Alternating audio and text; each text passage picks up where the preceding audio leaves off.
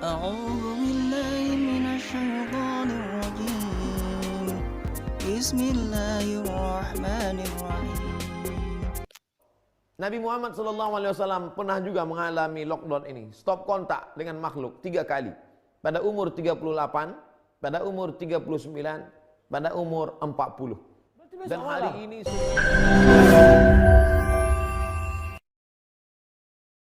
jangan lupa subscribe, like, and share.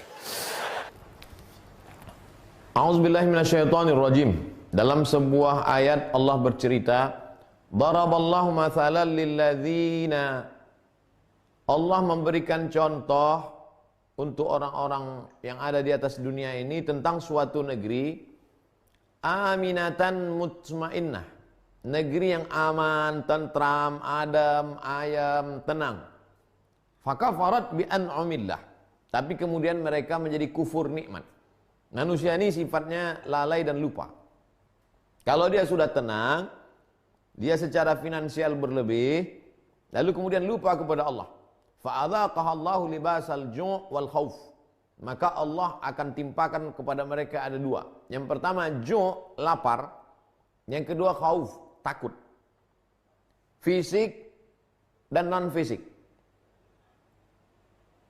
Zahir dan batin.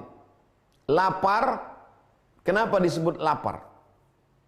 Terjadi sekarang kelaparan. Orang kekurangan makanan. PHK di mana-mana. Tidak ada ketersediaan makanan yang cukup. Yang kedua khauf, ada ketakutan. Takut tertular, takut mati, takut.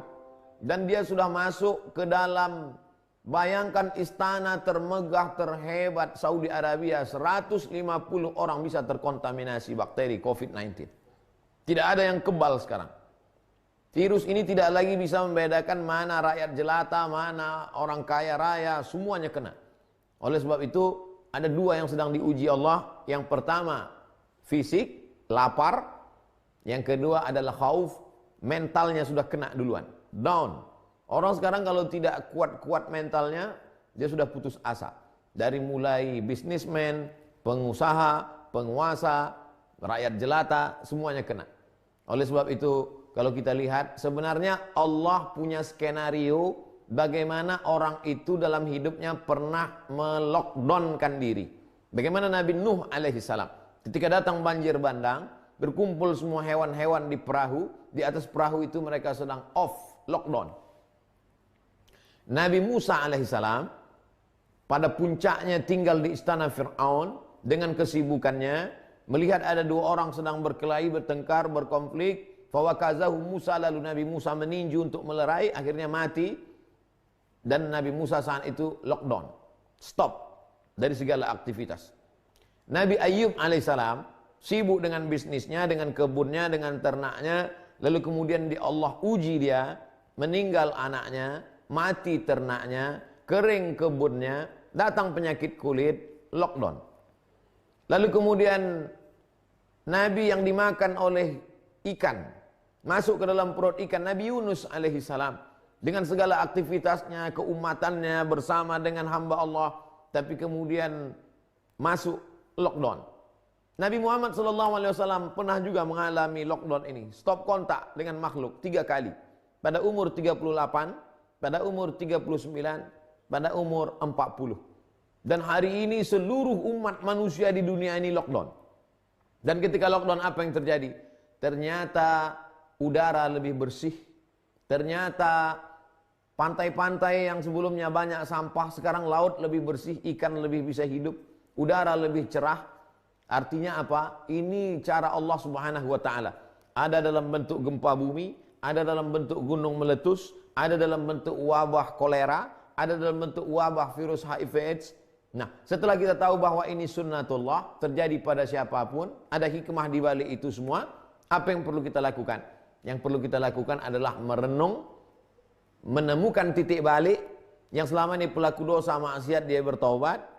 Lalu kemudian setelah kita ketahui ini semua, apa penangkalnya? Supaya tidak hanya dari kita, tapi Allah melindungi kita.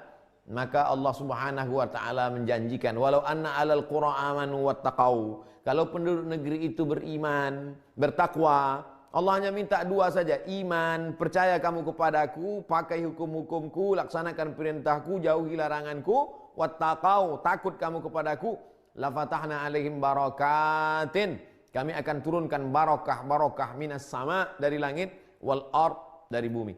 Oleh sebab itu langkah-langkah preventif baik yang jangka pendek, jangka panjang dilaksanakan. Yang jangka pendek, tutup airport, jangan lagi masuk orang luar ke dalam negeri ini. Jangan sampai masjid disuruh kosongkan, jangan sampai orang dilarang sholat ke masjid, tapi orang luar masuk dibebaskan. Jangan sampai ke orang sendiri kita tegas bukan main, tapi ketika keluar lunak lembutnya bukan main. Ini akan membangkitkan kemarahan umat, juga kemarahan Allah Subhanahu wa taala. Ini langkah-langkah yang paling dekat untuk saat ini. Lalu kemudian masyarakatnya pula disiplin. Saya sebagai ustadz sudah menjelaskan bagaimana tutorial dari mulai sholat tarawih, sholat witir, tadarus, baca Quran, malam takbiran, sampai sholat idul fitri, idul adhanya pun sudah saya jelaskan. Supaya apa? Supaya kita ada solusi tentang masalah ibadah, tidak merasa meninggalkan ibadah, tidak merasa meninggalkan masjid, tidak merasa meninggalkan Allah. Kita hanya sekarang sedang satu, menghindari kerumunan. Lalu kemudian kalau Allah sudah berjanji, kamu akan laksanakan perintahku ini, Allah janjikan dua. Falyabudu rabb hadzal bait. Kamu beribadah kepadaku, laksanakan aturanku, maka ku bebaskan kamu dari dua. Yang pertama, amana at'amahum min ju'. Kalau kamu lapar, aku beri kamu makan. Yang kedua, wa amanahum min khauf. Aku cabut rasa takut dari dalam hati kamu. Dua ayat yang saya baca di awal dan di ujung menceritakan tentang dua. Yang pertama, kalau kita kufur nikmat, akan Allah pasangkan dalam diri kita dua, rasa lapar, rasa takut. Tapi kalau kita kembali ke jalan Allah, Allah keselamatkan kita dari dua. Falyabudu rabb hadzal bait. Banyak-banyak kau beribadah, banyak-banyak kau dekatkan diri kepadaku, akan kubalas dengan dua. At'amahum min ju', kalau kau lapar akan aku kenyangkan, wa amanahum min khauf, rasa takut akan kucabut dari dalam dirimu. Inilah langkah pendek untuk saat ini dan langkah ke depan untuk jangka panjang. Mudah-mudahan negeri ini tetap menjadi baldatun thayyibatun wa rabbun ghafur. Wallahu a'lam bishawab.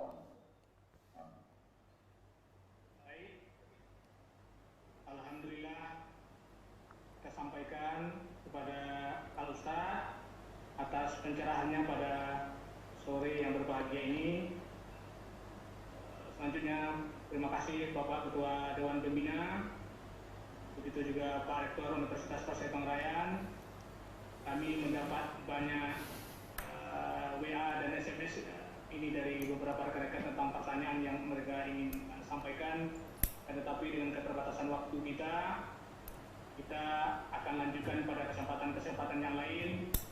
Sama kita berdoa seperti yang disampaikan oleh Al Ustaz tadi, mudah-mudahan jika kita melakukan hal-hal yang baik-baik pada hari ini, di bulan yang suci ini, insya Allah akan Allah hilangkan rasa lapar dan juga rasa ketakutan. Menurut kami lapar ini tidak semata di pandangan kita saja, demikian juga masalah ketakutan ini bukanlah ketakutan yang biasa-biasa saja. Intinya mari kita bersama-sama kembali berbanyak zikir seperti apa yang disampaikan oleh Al Ustaz tadi. Sekali lagi keluarga besar Universitas Pasir Pengerayan mengucapkan terima kasih yang setinggi-tingginya kepada Al Ustaz. Kami mendoakan semoga Ustaz tetap sehat, Amin. tetap bisa memberikan tausiah, menjawab pertanyaan-pertanyaan yang luar biasa sesuai dengan perkembangan zaman pada hari ini, sehingga kami yang notabene-nya berada di kampus umum secara sederhananya pengetahuan tentang agama ini mungkin di bawah pas-pasan, pada waktunya tetap mendapatkan pencerahan dan jawaban yang pasti, sehingga semangat untuk melaksanakan Tridharma perguruan tinggi itu semakin hari semakin membaik. Amin. Terima kasih. Mungkin ada penutup yang akan Ustaz sampaikan kepada kami semua. Kami persilakan Ustaz. Yang terakhir ingin saya sampaikan bahwa ini cara Allah untuk menguji apakah dengan adanya wabah ini kita semakin kreatif atau down? Orang beriman, Allahnya sama yang dia sembah saat sehat dan saat sakit, saat lapang dan saat sempit, maka tak ada beda bagi dia. Oleh sebab itu maka tetap berkreasi, kampus tetap aktif. Yang mampu bertahan dengan situasi dan kondisi, itulah yang akan tetap eksis. Orang akan tetap eksis kalau dia mampu bertahan. Bagaimana kita bisa menyesuaikan diri dengan keadaan. Kalau tidak bisa di kampus, kita tetap bisa berkumpul. Hari ini kita tidak bisa duduk bersama di kampus, tapi buktinya kita bisa duduk bersama dengan Bapak Pembina, dengan Pak Rektor, dengan Civitas Akademika. Maka insya Allah kita termasuk makhluk yang bisa eksis karena kita bisa menyesuaikan diri dengan zaman. Insya Allah. Terima kasih Bapak Ketua Dewan Pembina telah bergabung bersama kita di sore hari ini. Terima kasih Pak Rektor.